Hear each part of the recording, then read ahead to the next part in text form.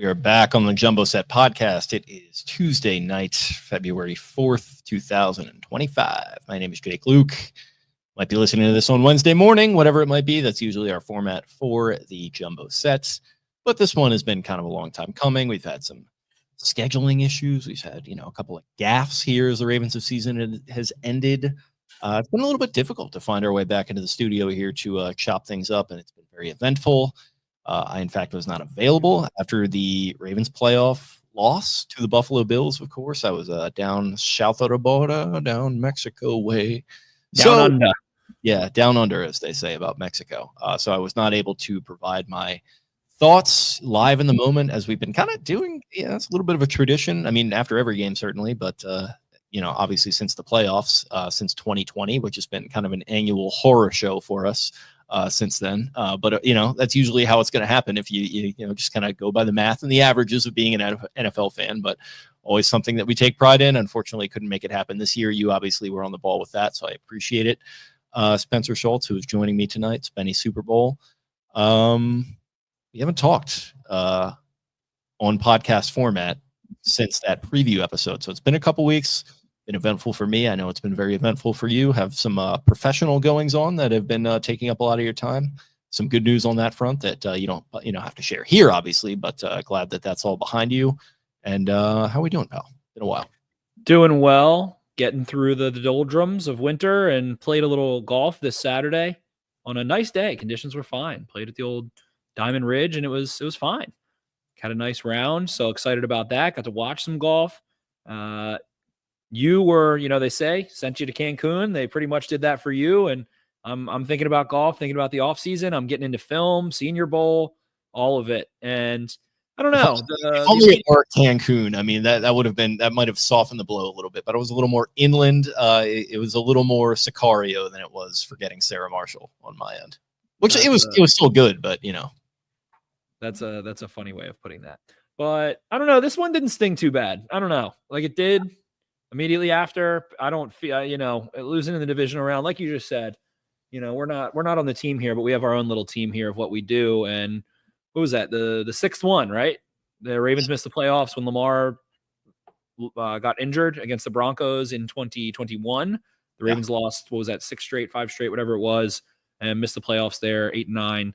And every other year, we do this every other year. And is it maybe sad to say that this one didn't hurt? Yeah, but last year the Ravens, host Kansas City, and that one was definitely more disappointing in that sense. So I don't find myself wondering what could have been, and you still would have had to go beat the Chiefs, and then you still would have had to go beat the Eagles, and that's a lot. That's a tall task, and that's why, when people say you're robbed, I don't really care about going to Super Bowls. That is not, as a fan of the Ravens of my lifetime, I'm not really interested in going to the Super Bowl. I'm interested in winning the Super Bowl. I would say one of my favorite parts of being a Ravens fan is that they have gone to 2 and won 2. So winning one more game, beating the Chiefs and I don't care for that. I really don't at all. Losing the Super Bowl would be a million times more horrible. And it was a lot still to go. And it's unfortunate to say in hindsight that, this team had some of their similar issues pop up. And that's why we always understand, we both like John Harbaugh a lot and love a lot about him. And, at the end of the day, it's like we talked about it. We thought this was one of Harbaugh's most impressive seasons, kind of overcoming some adversity and some change and some brain drain and maybe expectations and losing that AFC championship, trailing the Steelers, your defense stinks, all that stuff. So, I get it if you're done with John Harbaugh. I was really impressed by him in hindsight, and I was impressed by this team. I do think it was a successful year, so to speak, and I'll echo what the kind of Ravens say about themselves. And me, we do this every year, like you said, and I always say it's a success for the most part. Last year feels like maybe the one that got away, but they're always climbing that mountain. They're always at that peak. They're always fighting for it. And really the one thing that sticks out to me now with Mahomes going again and the way that the Chiefs were able to defeat the Bills and go again, it's been pretty ridiculous being in the AFC for the last 20 years. It really has, as a non-Tom Brady, non-Patrick Mahomes team. Roethlisberger, Peyton Manning, those guys are first ballot Hall of Fame quarterbacks that couldn't really do it either. And then you go into Joe Burrow, Josh Allen, Lamar Jackson, Patrick Mahomes in one conference, and all those guys are locked up. Like, it's not going anywhere. So I think it's really entertaining, but it has also gotten tiring.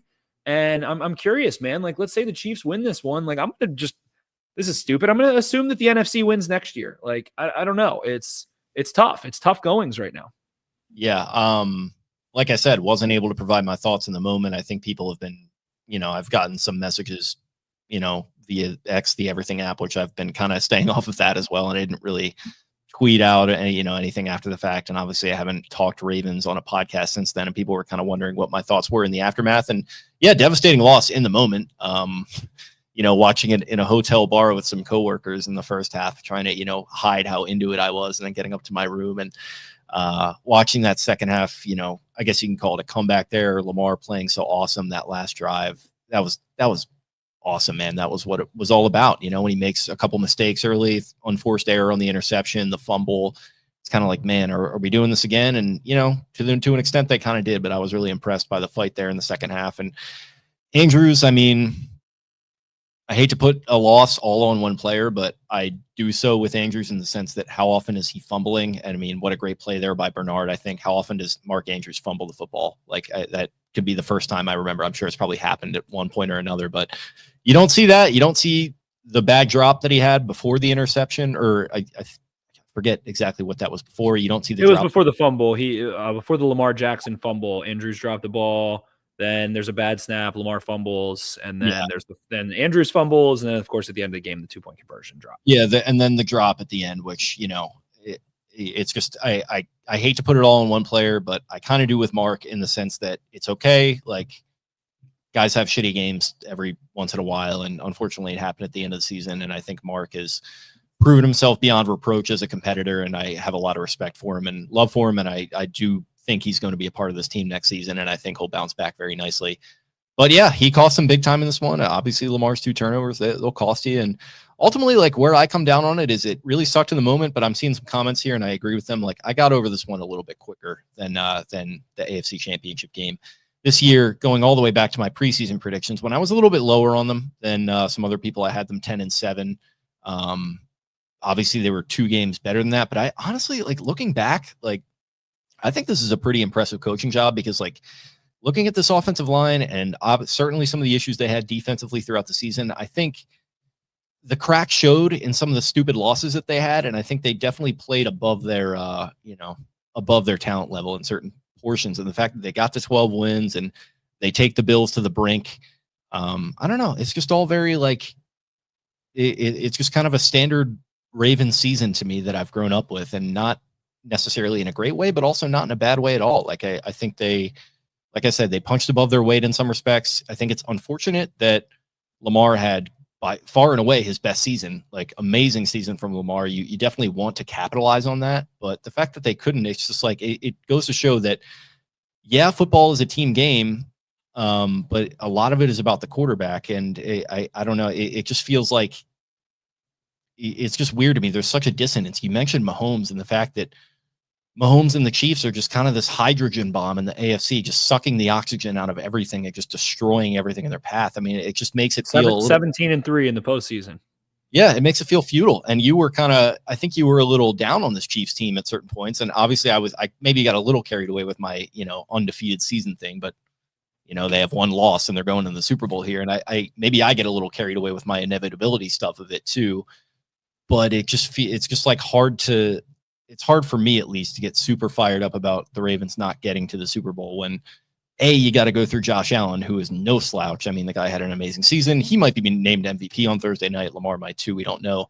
You got to go through that. Then you got to go through Kansas City. Then you got to go through Philadelphia, who you were a no-show against earlier this season. This, like, to me, it just feels like a team that really punched above its weight. They had some stupid mistakes and stupid losses, and certainly made stupid mistakes in this game. But overall, I walk away from this season feeling pretty okay about things. Like I said, I felt like it was a little bit of a rebuild year after they kind of, as much as the Ravens can, they pushed their chips in there in that 2023 season and yielded an AFC Championship appearance. After that, it feels like they kind of reset the decks a little bit. And I think I'll probably have higher expectations going into next season, but I guess we'll see what the moves make. So. A lot of brain drain. They lost 4,000 snaps defensively. They lost Mike McDonald, Anthony Weaver, Denard Wilson, a couple other coaches parted ways. The Ravens have responded with some moves we'll get into. 2 comments here I thought were interesting on that. And Joy Slurms here says, definitely feels like quote unquote playoff Lamar conversation is over. Looks like he's figured it out.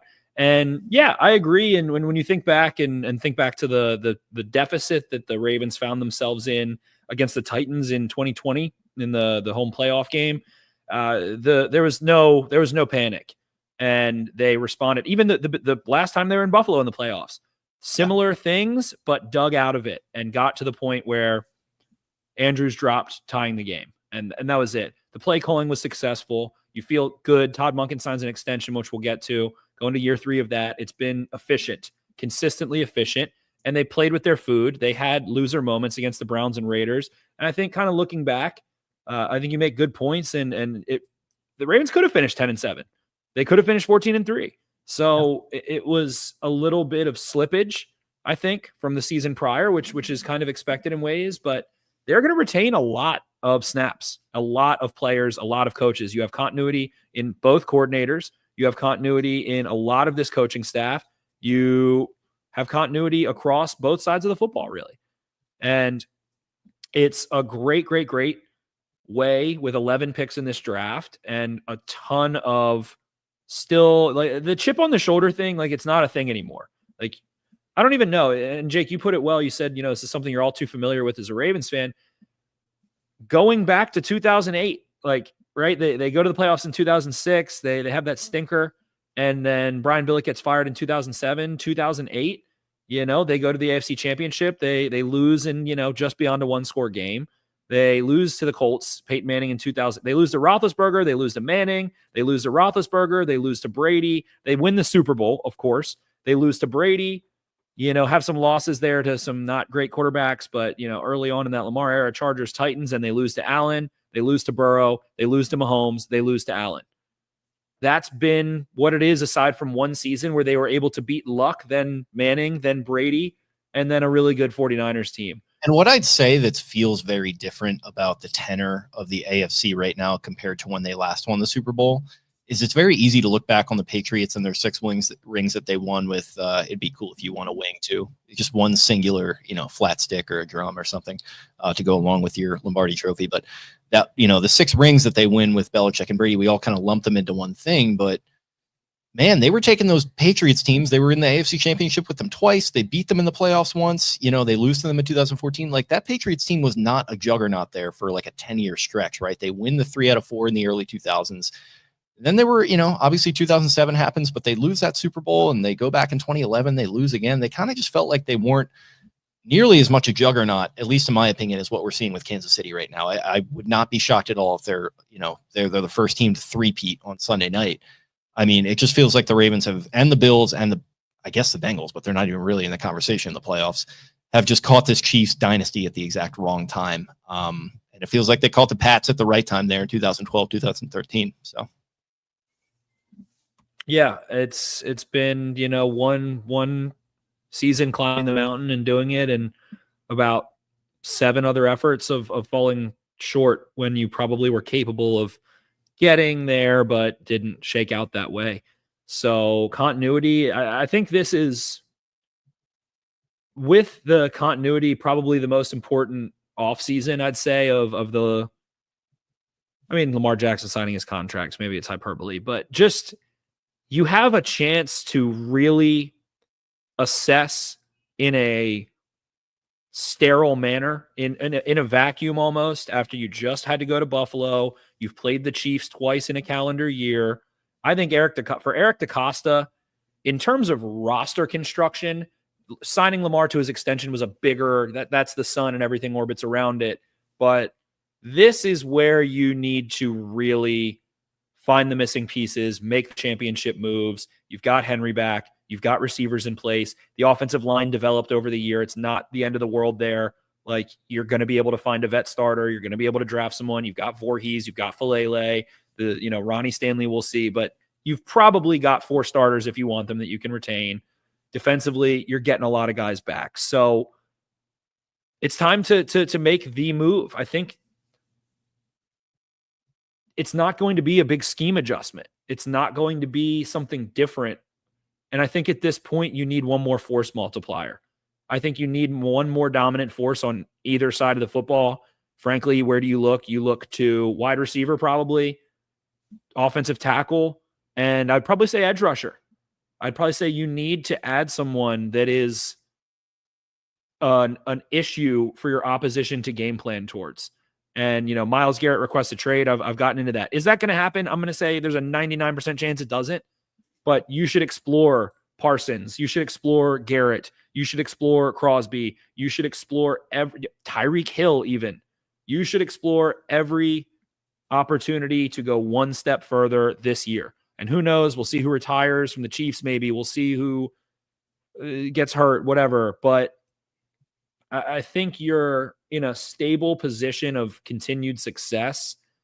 And the status quo is fine. You'll get to these same situations and you'll hope that you can kind of just be on the winning side, but you haven't been. So I think it's really interesting. I think it's really, really interesting to see what moves they make. If they were to trade up in the draft, if they were to trade a first round pick for a player, knowing you have 10 other picks, you have 10 other chances.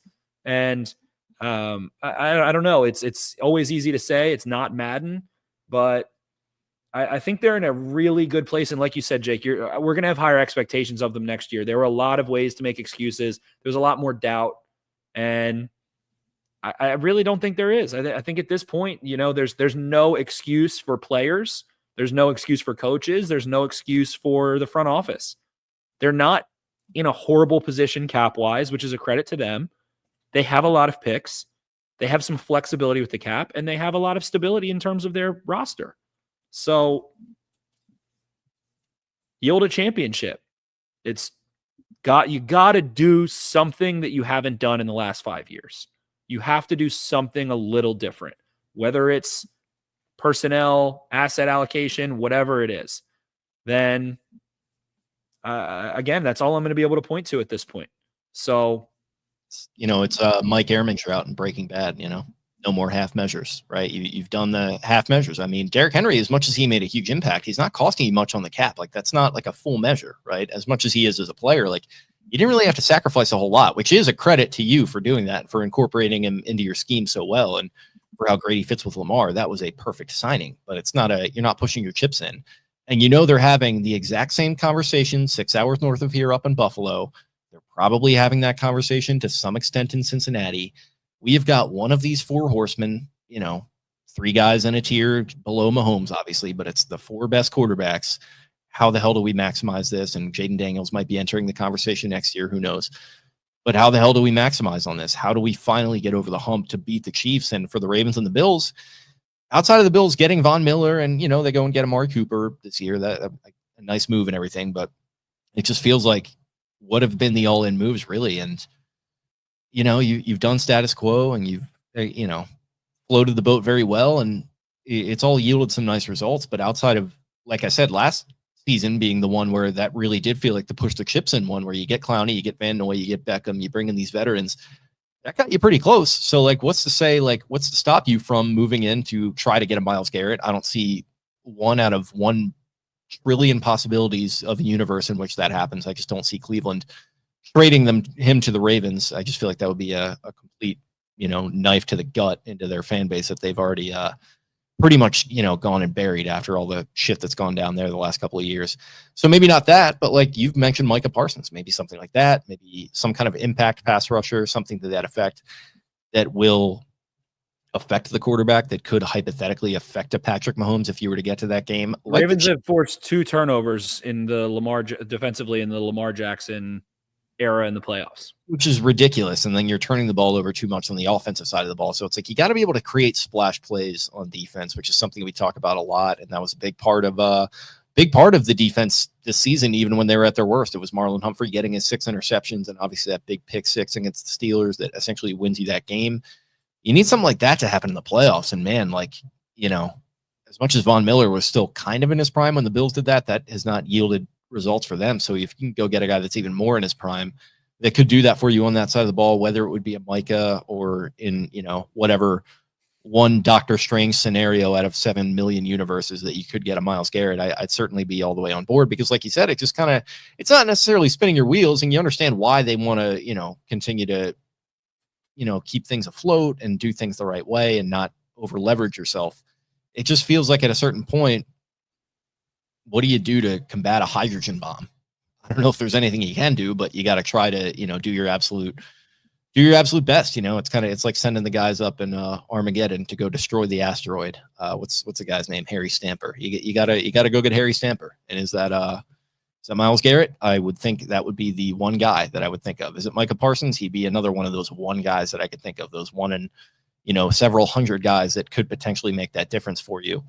Will they do it? I guess we'll see. But I don't know. Another offseason of, hey, we'll resign a couple of our young players and we'll approach things to the draft. Like, it just kind of feels like you're hoping to get to the AFC Championship, and you're hoping to get that, last drive, and you're hoping you don't fuck it up like Josh Allen and Dalton Kincaid did.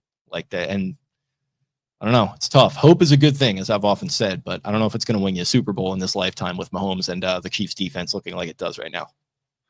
And I'm going to compare it to the 2003 hit Disney movie, Eddie's $1 Million Cook-Off. The thing that's comfortable for Eddie in that scenario is to play baseball and appease his dad and his brothers and his friends that he's established. And the Ravens have institutional memory. And that institutional memory is that, well, we won a Super Bowl because we kind of, had our core in place. We made slight tweaks. They did go out and acquire Anquan Bolden or halfway through that.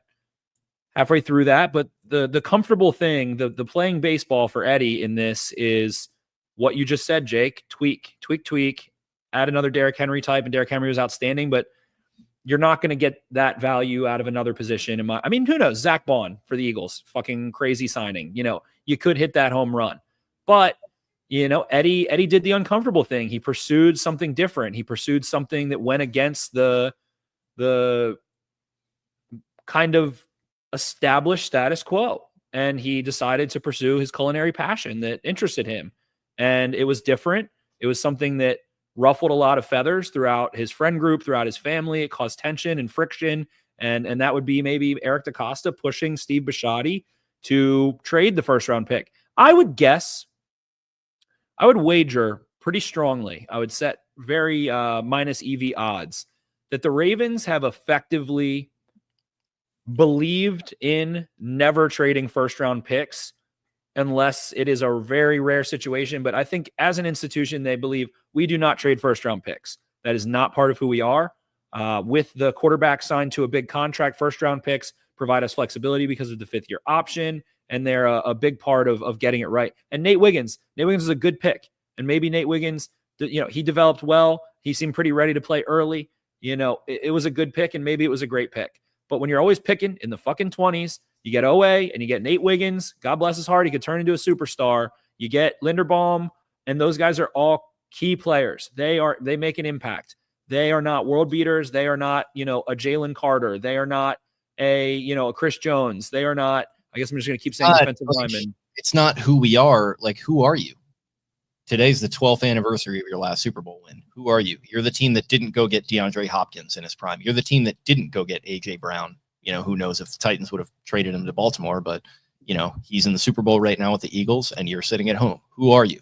It's not who we are. Like, maybe it's time to shake some things up, and we're not saying blow it all up and just push all your chips in, but eventually, you just got to take a calculated risk, which I think is what you were driving at there. And there's a very famous song by a band called The Who, titled "Who Are You?" And I think that's maybe the theme of the offseason. Who are you? And we've boiled it down. The Ravens' identity is that they're versatile on both sides of the football. They can blitz, they can play man, they can play zone, they can sim pressure, they can play dime, they can play nickel, they can play base. They, can do it all.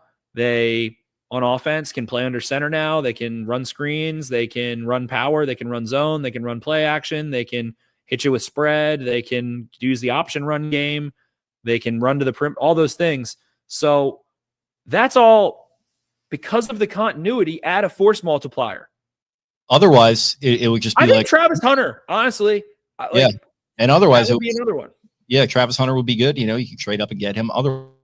Otherwise, it would be like the other famous song by The Who, which closed out the most recent Severance episode, Eminence Front. You know, you're just getting along to get along. It's just an Eminence Front. You know, we're just lying to ourselves, right? Well, and, you know, really, when you get into the playoffs, there needs to be better execution. It needs to be like the 1998 Disney Channel original movie Brink. You need to skate better, right? That's all you have to do is just skate better. Mark Andrews has to skate better, man. What the fuck, dude? He hasn't scored a touchdown in the playoffs. I mean, Jesus. And the fumble and some of those things, like it's just, I don't know what it is. I don't know what to say about it. And I think the only thing that as a fan, you know, I like to, Tutu is just reckless out here. I think the only thing that you can point to in the end is John Harbaugh. Like he's the common denominator of the falling short. So I think it's reasonable to say if it continues to not work, then you have to keep changing things. And the only thing that remains is John Harbaugh. So I understand that perspective, but nonetheless, it's just tough. Again, you know, that same thing, that Eddie's $1 Million Cook-Off, the chili is really good. It's second place chili, and second place chili is delicious, and it makes everyone feel good. Great question. Making the playoffs is great. Yeah, and like one of the fortunes going to turn, like the hit Disney Channel original movie Luck of the Irish, when you know the bad guy gets thrown. Same actor, I believe, is Eddie's $1 Million Cook-Off. Yeah, and you know he gets thrown into Lake Erie at the end, if I'm not mistaken. Are we going to throw the Bills into Lake Erie? I'm about to blow your mind because you know we're going to keep the Disney's movies going. You mentioned you won your last Super Bowl how many years ago? It's about to be the 13th year. Ooh, 13th year, indeed. And you need that mermaid. Where's that mermaid? Where's that unicorn? Where's that unique player that sets you over the top? I am going to say Madden things. Travis Hunter, Myles Garrett, Micah Parsons, Tyreek Hill. It's now time to acquire your mermaid in the 13th year. And I don't know. I feel like I would be surprised if they didn't. I feel like, honestly, I'd be surprised. I feel like we're sniffing the right stuff. The truffle pigs are getting active here. So I mean, we're saying some crazy shit. I know, you know, sure, Jai Alexander maybe, and someone that forces a lot of turnovers, but you're right there, and you've been right there for 2 years, and you can play good games. Zamboni says this defense needs to get a clue, starring Lindsay Lohan. Yeah, find the fiery redhead to get you over the top. Someone that plays with their hair on fire.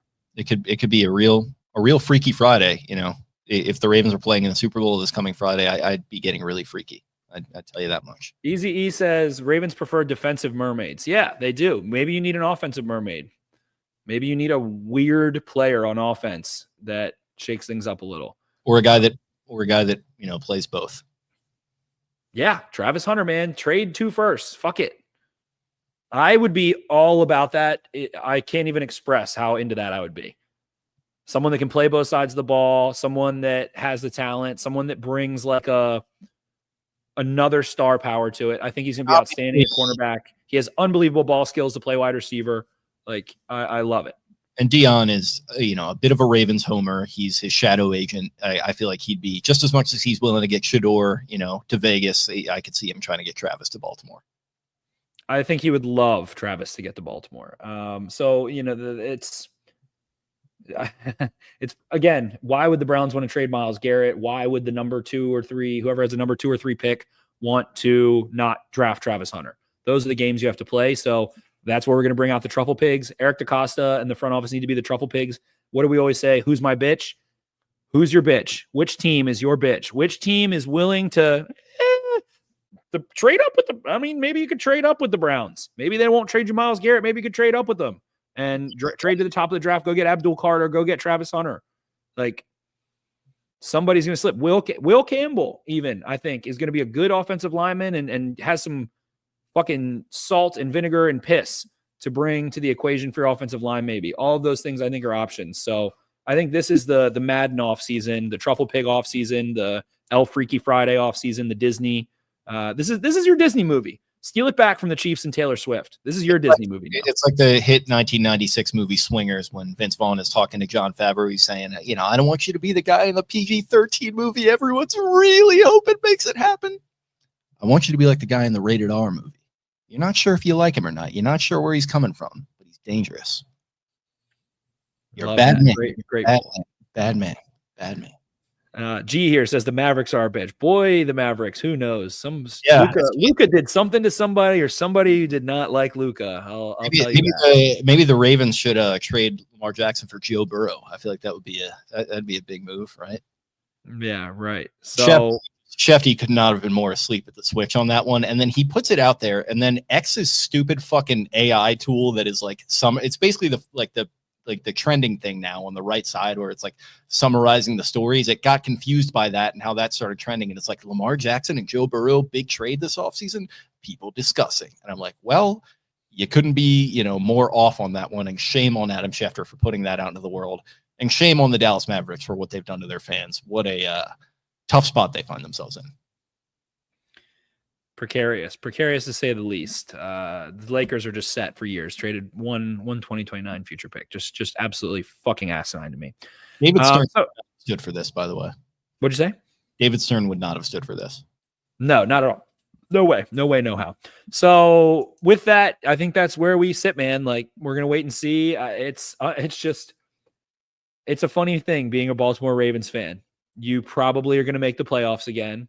Cooper Kupp, I could go into a worm. I could do a whole episode on should they get Cooper Kupp or not. I think makes sense, doesn't make sense. I can see why you pass. I can see why you smash or pass. I can see both. Can absolutely see the MTV there. I feel like he's trying to milk some more money out of them. Like how often do we see a player just come out and say, "Oh, well, they want to trade me," but I don't know. I think he's getting traded for sure. I think that's the all the insiders were like the Rams are going to help him. They want to move on. He has a big cap hit. He'd be great for the Panthers. He'd be great for the Commanders. He's got his ring. I don't think he's too worried about ring chasing either. So yeah, Commanders would be a good fit, I think. But that'd be a good opportunity for him to get a ring too. Steelers, all these teams that need kind of that stable veteran presence. I mean, Ravens could make sense. He has a big cap hit. Could do a lot on that. Again, I see either perspective wanting him or not wanting him. And he's injury issues, has won a Super Bowl, is a hard worker. And one of the ones that got away. Technically not an Eric DeCosta guy, but Ozzie wanted him in that third round, and the Rams snagged him. Yep. So with that, I guess we have some news hits to get to. With that same instance in mind, Jake, I think we can really see the Ravens again. I don't think they hide their cards as much as they used to in ways, and they made two quick defensive moves here. Really, kind of four, letting two guys go, picking up two guys. Yeah, so Chris Hewitt and Mark DeLeon both out. Really hated to see that from my guy Mark, who I was just very tickled by that video of him firing the linebackers up. Seems like maybe that wasn't quite getting it done for him. They move on from him, and Chris Hewitt, who had been around for a while, he got scooped up pretty quickly by the Colts, I think. So he'll be helping them out. And then they bring in old Chaz Pagano, familiar face, Chuck Pagano, Ravens defensive coordinator in 2011. Very good team that year, obviously, and a guy who has maintained ties to the organization. Obviously, went on to be a head coach with the Colts. Had a battle with leukemia, Andrew Luck's rookie year, and was sort of replaced, interimed by Bruce Arians that season, and just had kind of a long, winding career there with Indy. Eventually was let go and replaced, I think, by Frank Reich, and has kind of just been doing media stuff. He's been involved with the McAfee universe the last season or two. Is brought back as the senior secondary coach. And then I didn't write his name down. Who's your boy from Georgia that got brought in? Or was it Georgia? Who was it? It was Georgia Tech, and it's Tyler Santucci, who is a really rising kind of stud through the ranks, someone that you think has the experience, but also is ascending. And I'm not shocked to see him really ascend quickly, become a DC somewhere in the NFL, wouldn't be surprising.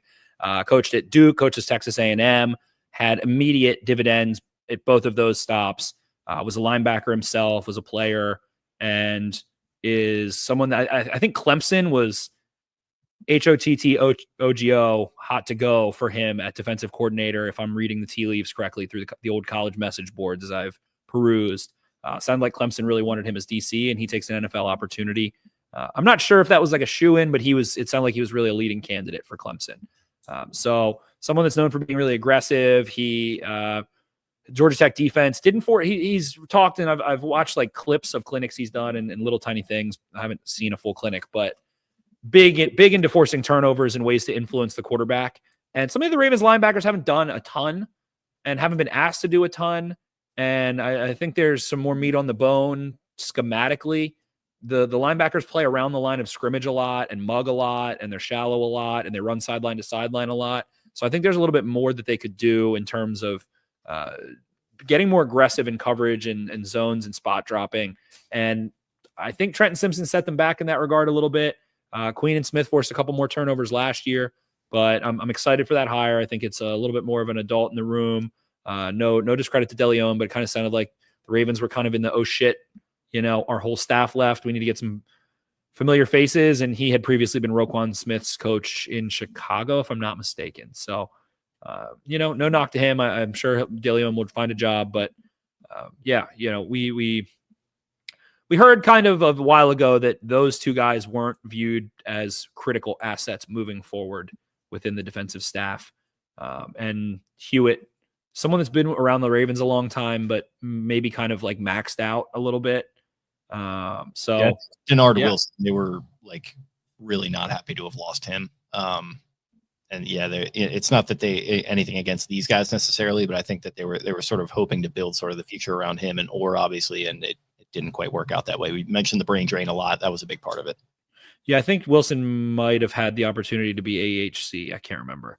But I mean, Pagano seems horny for it, horny for football, horny to be back in a staff, and dude knows DBs, man. I mean, East Carolina, 1989 DBs coach, UNLV in 90, 91, he's DBs into coordinator, East Carolina DB and linebacker coach again, Miami DB and special teams coach for some Ed Reed, some fucking heavy hitters there, 95 to 2000, secondary coach for the Browns for 3 years. Then for the Raiders, he was the DB's coach. Then at University of North Carolina becomes a DC. Baltimore, 2008 to 2010, again with Ed Reed, the secondary coach, defensive coordinator, and then, like you mentioned, head coach of the Colts, DC for the Bears, and has been off since 2020. So being able to go out, get that fresh perspective. It sounds like in ways this is also Dean Pease was not a long-term answer. Dean Pease was in a break glass in case of emergency. They didn't have the guys on staff to help Orr, who is inexperienced, as a top guy, as a top dog. So I think best of both worlds there. Your secondary had issues. They need to rethink it.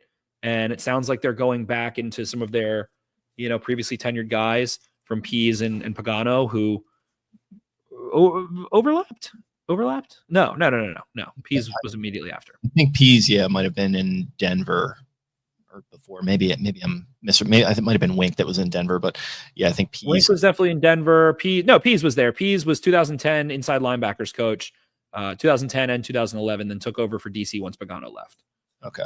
Yeah. So you imagine there's some similar perspective to give Orr a little bit of continued idea and ideology. Yeah, and it remains in sort of the McDonald capacity where it felt like Rex and Wink, there was some overlap there with just organized chaos, blitzing like crazy, and then it feels like this is a little bit more, Pagano was a little more reserved, if I remember correctly, and that seems to have some connective tissue with McDonald than obviously Orr, where it's a little more measured and, like you mentioned, the dropping guys a little bit more, trying to get a little more creative with him. Optimistic Avocado says another number. I think he meant number, like numb. I think he says numb because he right below another numb. Yeah. He corrected himself. Pardon me. Another numb regular season. I don't know how to argue to me. I love to tell people not to do that.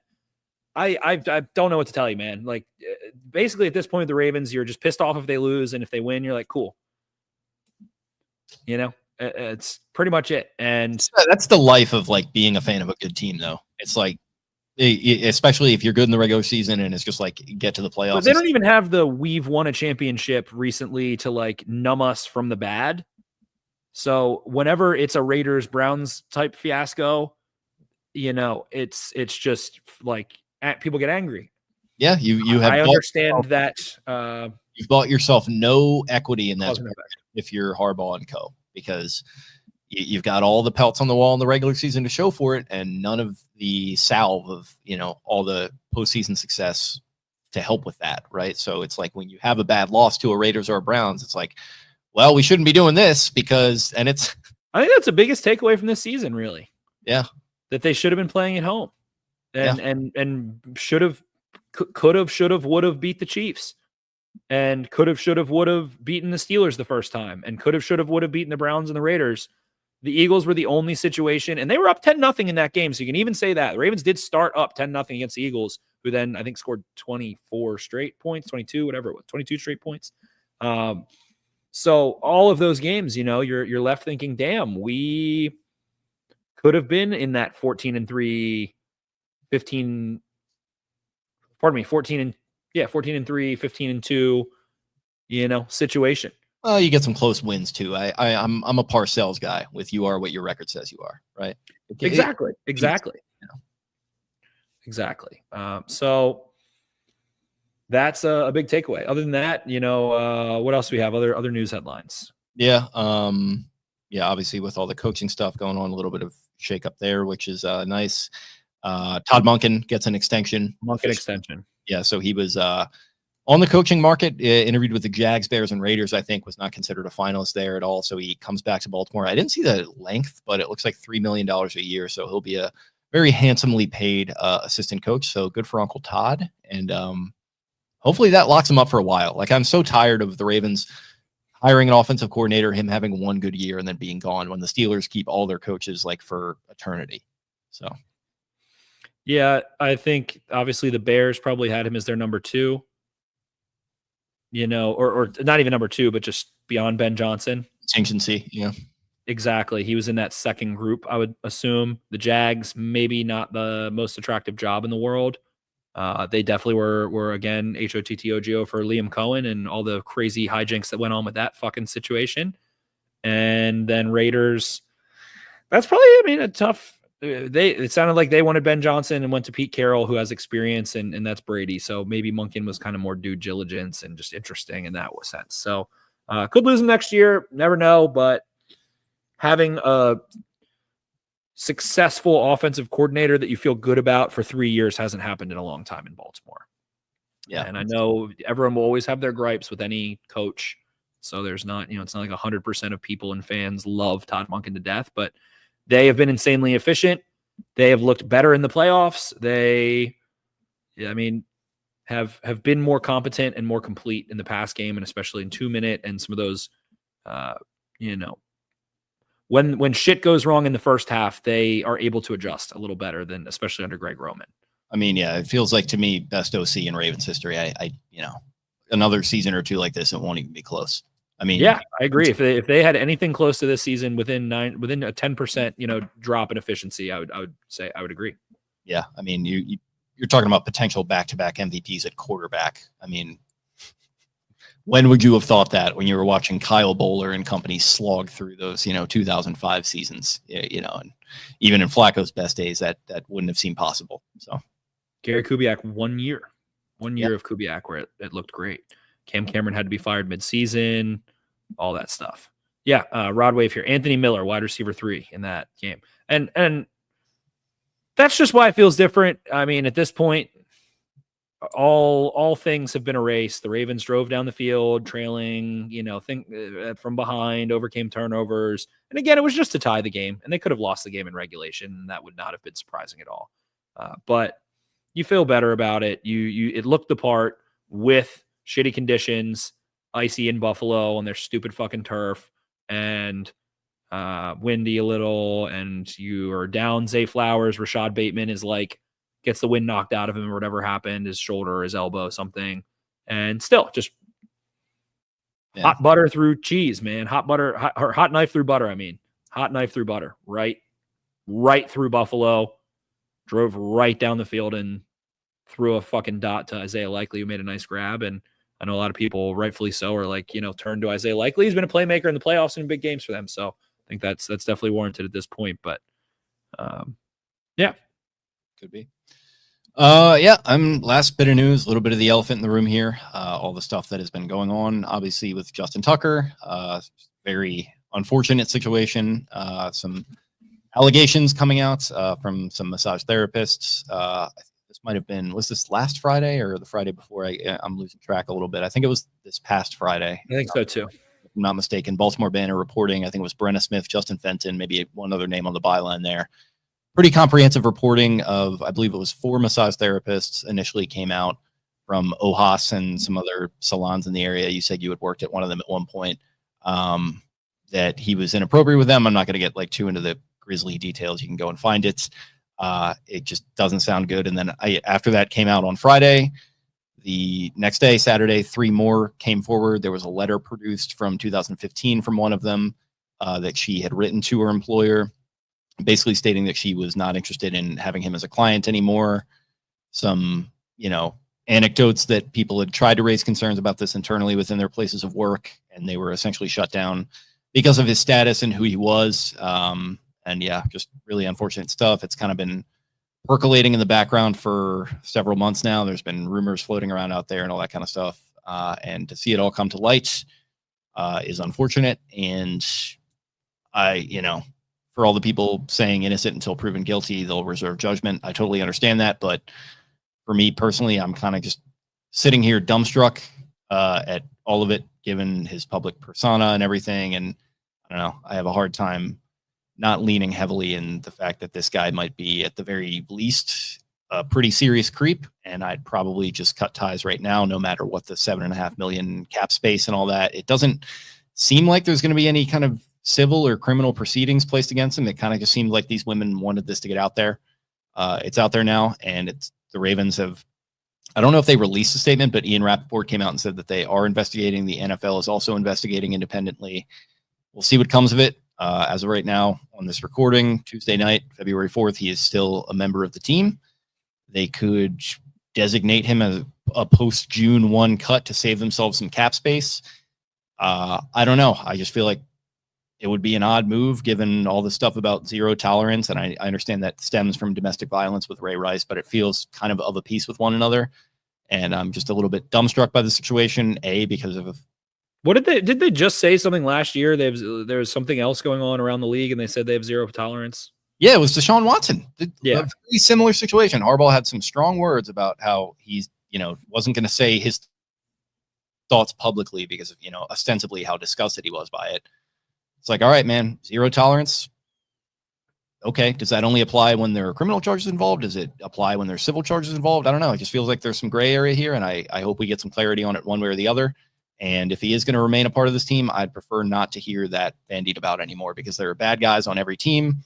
I was never of the opinion that Deshaun Watson should be completely just cast out and not be allowed to play anymore, but I wanted to see contrition from him.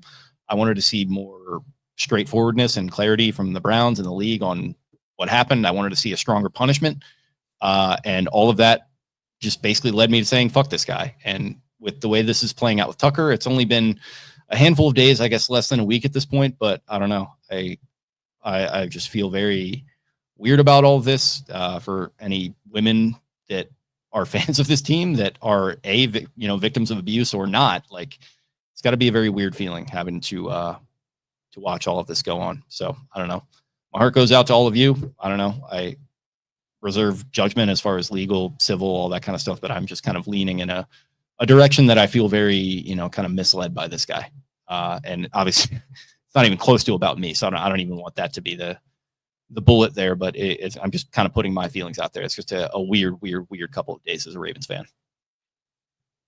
If you've listened to this podcast for a long time, you frankly know that I don't care about kickers. I have said that this year pertaining strictly to performance. And it's one thing for anyone on your team to be handling themselves in a way that is harmful, inappropriate, detrimental. Deshaun Watson it's like a senator or a president, having allegations. Get rid of this guy, man. I mean, seriously, I due process. We watched, not to compare situations, but Matt Araiza gets drafted. There's some shit going on. He landed on his feet. Due process will play out. Guy's a millionaire. I hope he's all right. I hope if he's not, if he's not in the wrong, then he does. It's proven right. Whatever. If you say you have zero tolerance, then have zero fucking tolerance. We're never gonna know. I don't care. I don't care about him. I don't care. He's a fucking kicker, man. Yeah, we're never gonna know one way or another. A football player. He's a millionaire. He's a football player, and I don't. If you're going to take that, if you're going to use that definitive language, you only have your word at the end of the day about situations like this. You only have your word and the way that you represent yourself. And if you're a zero tolerance organization and there's any hard proof at all, then get rid of this guy. Yeah. I'm sorry. I hope if he is innocent in the accusations, that he gets due process and gets everything that is whatever. I don't even care. I frankly don't care. Get rid of him. Get rid of him. Yeah. I mean, he's been on the decline as a player for the last 2 seasons. Even aside from, I don't even give a fuck about the player. Like, just get rid of him. Yeah. I mean, but he needs to step away from the team and handle his situation. And that's where I'm like, it just doesn't even make sense to me that he's still a part of this team. Like, what are you defending? Like, is it this just like, oh, well, he's our guy. He's been our guy for, 12 years or whatever now. Like, we've got to like at least allow the process to play out. Like, I don't know, man. It just strikes a weird tone when like we keep hitting on here. If you're going to be throwing the zero tolerance thing out there and you're going to be castigating Cleveland publicly to the media about how they've handled Watson, I think rightfully so.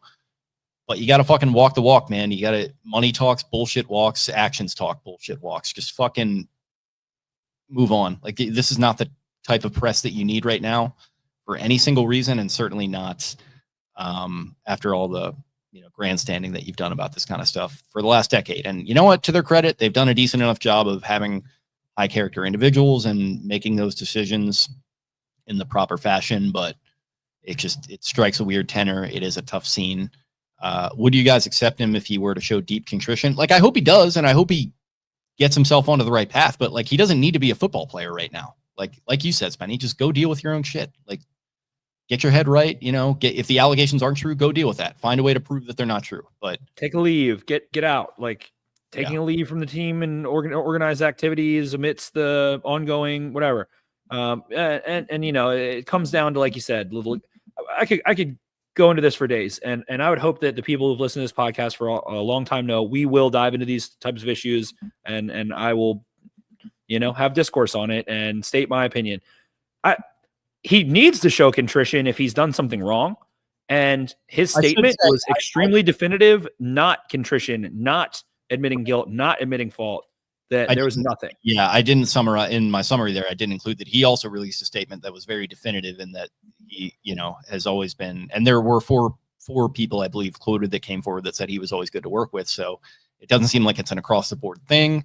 He's kind of painting the picture that there's no way they can provide proof, A, and B, these are just misinterpreted situations, which I don't know, man. When you start out with 4 people having the same idea, probably more of them in the background, and then 3 more come forward the next day and then it gets murky and gray. There could be more. It could be a money grab in some regards. There could have been people who were assaulted or harassed, and then more people who were not could try and ride the train. There's a million moving parts. So too much for us to know. And Rod Wave says here, I believe everyone needs forgiveness, but you can't abuse women and think there's no consequences. Can't abuse anyone and think there's no consequences. Can't abuse man, woman, or child and think there's no consequences. And anyone who does needs to pay the price. That is the moral fabric of society, is that there should be justice. There should be fair treatment of all. Those are the morals of most religions. Those are the morals of the fabric of society and culture and norms and the fabric of the universe. So yeah, I don't care for him or really any player in that sense, especially when it comes to something that was not one isolated incident. Especially, if it was a history and a pattern, there is an entire wormhole we can go into. And we're not a true crime podcast here. We're not a psych podcast. You can get that content elsewhere. But if there is a pattern of behavior over a sustained period of time, those are two very different things. I personally, my own 2 cents, I am much quicker to forgive someone for one isolated event. And I don't know the details, but if there's anything that he did in that sense to women, men, children in an abusive, harassment, sexual manner, I don't stand for that in any way, shape, or form. I don't think the Ravens should. And if they're going to stick their noses up in the air at Deshaun Watson and say, after you mentioned the Ray Rice incident, I'm sorry. And personally, I don't care if you're a kicker or a quarterback. Personally, that's my 2 cents. But if you're the organization, it's the kicker. It is there's the long snapper and the kicker and the special teams guy. I mean, it's not that fucking complicated from a corporate sense. I don't think it's that complicated. There's no business case for him to be on the team right now. You're absolutely right. And I mean, or not to just at least have pushed him into, you got to deal with this. Some kind of exempt list. Yeah, whatever. I don't know if the commissioner could put him on the exempt list or whatever it might be, but there's no reason for this to be playing out as it is right now. And I don't know. It's just like you feel bad for the professionals too. I mean, like one of the professionals quoted said something like, look, we're in a line of work where these lines can get blurred pretty easily. And like, it's, easy to tell when something is an honest mistake and something is very deliberate. And I think she said that it seemed like it was deliberate with him. And like that's gotta be a tough spot to be in. Like I have a massage therapist like in my extended family. And like, it's, you don't want to think about this kind of stuff, but like it can happen. And like, how weird that would probably make you feel if you were one of these women. And like some of them were like in their early 20s at the time. And I know he was younger. This all took place allegedly between 2012 and 2016. Like if all this alleged stuff takes place, like, and you're a 21-year-old woman, servicing a very high profile client, like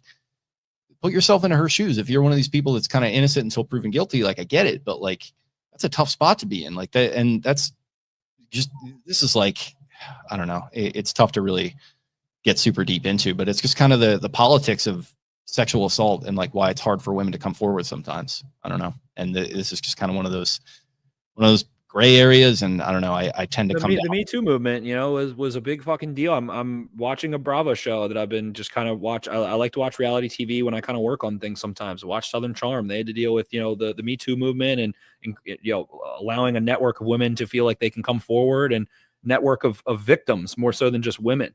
So I think all of those things, any of it is deplorable and unacceptable. I think it's just unacceptable generally. And anyone that does ever have any issues or need someone to talk to, we are here for you.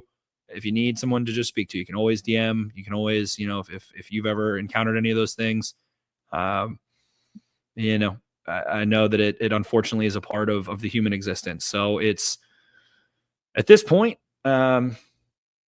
you wait for the due process of it, which is thrown around. And at this point, it seems like it's just kind of I don't know. We'll see. We'll see. There's some feelings I have. I don't want to, sound like a jackass in the end. So we'll cover more of it as we get to it. But just don't be a fucking horrible person and abuse people sexually. It's really not that hard to like not be one, especially when you're in that position of power. And that kind of makes you wonder, like, people that do this, like, is that just kind of part of it for them? Is the fact that they have power? Definitely. They can exercise it, I mean, like, it's definitely an interesting thought experiment of why these issues occur within society and positions of power. Yeah. So yeah, I mean, and if fuck it. Like if there's that many women that came forward, how many times, and let's, again, innocent until proven guilty, all that stuff. But if he was told no that many times and upset that many people, how many people did he ask in total? Like if it was true, how many yeses or uncomfortable yeses or I don't want to make a big deal and get fired because a high profile client, again, not saying he did it. Don't have any concrete evidence one way or the other, but just that thought experiment, again, not an isolated incident in the accusation. And if any of that's true, it is beyond reprieve and it's a pattern, and patterns are something that need to be studied in psychology, criminal psychology, and it's a bigger deal than anything. So, yeah, I mean, it's shocking. It's definitely something that's a shame because I do feel like this is a silly little tiny part of it, but it's a lot of female Ravens fans have always loved Justin Tucker. Yeah, how many girl Ravens fans, female Ravens fans have you encountered that wear the Tucker jersey, love Justin Tucker? He's got his little Rofo chicken commercials, so a true never meet your heroes in that regard, and it's just unfortunate because for every one stand up person that feels like they're clean and holy in a way, maybe in a non-religious way almost, but more of a a diplomatic. Well, what does he do before he takes every kick? Every time. And like that, you talk about female Ravens fan liking him. I love the guy. I loved him. I thought more than anyone on this team, maybe I felt like I knew him, right? With all the media stuff that he was doing and very charismatic and just seemed like a down to earth Texas dude with a unfortunate, but a lovely family and a wife and a young kid, and he might even have more than one at this point. And it just felt like just a regular dude who happened to be great at kicking footballs. And it seems like if this guy is capable of the things he's being accused of, it makes me wonder about a lot of people. It's upsetting in that regard. He felt like he was like a mascot almost in ways. He was the best kicker of all time, but he felt like he was kind of the embodiment of the 2010 Ravens. And especially once the leadership left, he was kind of one of the last remaining pieces. So I think it's emotionally, scarring for people that loved him as if you're 18 years old right now and grew up a Ravens fan, you probably love Justin Tucker. Maybe you were 8 years old when he made that 66-yard kick and some of the cool moments he's had, and it just sucks. So it sucks. And that's why, athletes being put on a pedestal they're just people too at the end of the day. And they are God-given with some skills, can kick a football, or they worked hard and got strong and fast and smart at a sport. So if anybody ever needs help, please don't feel like you're alone. You're not. And if anybody ever needs to chat about anything or needs help getting help, my DMs are always open. Yep. Second that. Well, not the most fun topic to close it out on there, but didn't want to remain silent on it. We allowed a few days for it to percolate. I didn't want to just hop in and break it down like it was some kind of trade or something right when it started to surface on Friday night. So, as of this recording, still a member of the team. We'll see what happens. Combine is coming up at the end of the month. The coaching staff and I think DaCosta will probably be speaking to the media by that point. It's my hope that this will essentially be behind us, and all that will be left to do is kind of answer for the process of removing him from the team. But I guess we'll see what happens, man. We'll see if this drags out. But again, hope it doesn't. Anything else before we close this one out, my friend? Just unfortunate that has to be kind of a black cloud hanging over the offseason and take some attention away, but hopefully some good can come of it. If you feel like there's someone you could reach out to, or someone that needs help, or any sort of awareness that comes of it. So always try and turn something that maybe was negative or a negative experience into helping others. And that's the best you can do in your own little world. Or if you want to do more, that's great, but always check in on people. Always make sure that if you see something, check in, make sure people have the help that you can provide, even if it's at a very small level. So unfortunate ending of the Ravens season. Unfortunate that situation had to transpire for the people that are involved, including maybe Justin Tucker, or if he did it for the people that suffered. So award ceremony Thursday night. Lamar Jackson, I'll say one MVP. The only real monkey wrench is Saquon gets like 19 votes, and like 11 of the people who voted Lamar first team All-Pro quarterback voted, like 9 of them voted for Saquon for MVP, and then it gets tight. That'll be stop the count season. We'll have to check in with Maricopa County, see if we can find me X amount of votes. We'll see what we can do to rig the ballot box for one Lamar Demetrius Jackson Jr. Yeah, Jr. So people will talk about that. He is a junior. He is a junior. It doesn't have it on the jersey, so I think a little less known there. But man, that'd be huge. We'll talk about that if it happens. We'll come back probably for that one and talk about it a little bit, because it would be momentous. It would be monumental. It would be all the other big 4-syllable M words that indicate how grand it would be for him to be a 3-time MVP winner. And unfortunately, it has to come with one Super Bowl. Well, fuck you. So that's all I've got on that one. It's awesome. I love watching him play. He is hopefully someone you can look to. Hopefully, we talk about Tucker. Hopefully, Lamar is someone that you can look to that has kept things quiet, exuded great character, and been a leader, been a staple of Baltimore. And I have personally never had as much fun watching a player. I have Ray Lewis's number tattooed on my calf. I love Ray Lewis to death. At this point, what Lamar Jackson did this season, even falling short in the playoffs still, I've never seen anything like it in my life in Baltimore football sports. And I really don't think there's ever been a talent like him on a football field before that has done what he's done. So I love it. I love him. He's amazing to watch. Watch that ceremony. It doesn't sting so bad after losing to the Bills. Whatever. Anybody who has their little Ryan Clark, freaking Baldy, Dan Orlovsky, and Stephen A. Or is he going to be on the Mahomes Mountain on Friday? Mahomes Mountain, fuck it. It's cool. Might It's a move cool up thing. to the second tier. I think he's still in the third tier right now. So get him up. It's a cool thing. And it's just it's a media thing. It's a media thing. It's 50 people voting for who they think was the best football player. So for all the Pro Football Reference head-to-head comparison charts of stats over periods of time, whatever. It's just a subjective thing, but it's cool. And it's something that you can get a little bit of Ravens football entertainment out of. So watch it. I assume he'll be there. I don't know. But yeah, fuck it. Have some fun with it.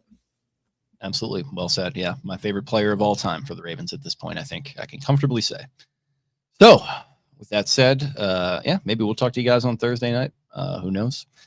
We appreciate you listening, hanging with us here, listening after the fact on demand via your podcast. If you like what you heard, subscribe to us here on YouTube at Exit52 Podcast. Leave a comment, like all the videos, do all that good stuff. Find us on social media at Exit52 Podcast on X. I am at Jake Louque. That's Louque. Spenny is at Ravens 4 Dummies. That is a number 4 in the middle there. Brian at Barstool Banks. Taylor at Taylor Smythe 10. Eric at EDI 22. To your chagrin, Orioles season very much on the horizon here. So going to be cranking up that content machine very soon. Very excited to get you in that seat and just get some real, just controlled rage. Just get you in a maximum overdrive with the Orioles. Very excited about that. So hope you guys are too. We'll talk to you very soon. Talking Ravens next week, getting into some Orioles here as that heats up. And until then, we'll see you. See ya. Arrivederci.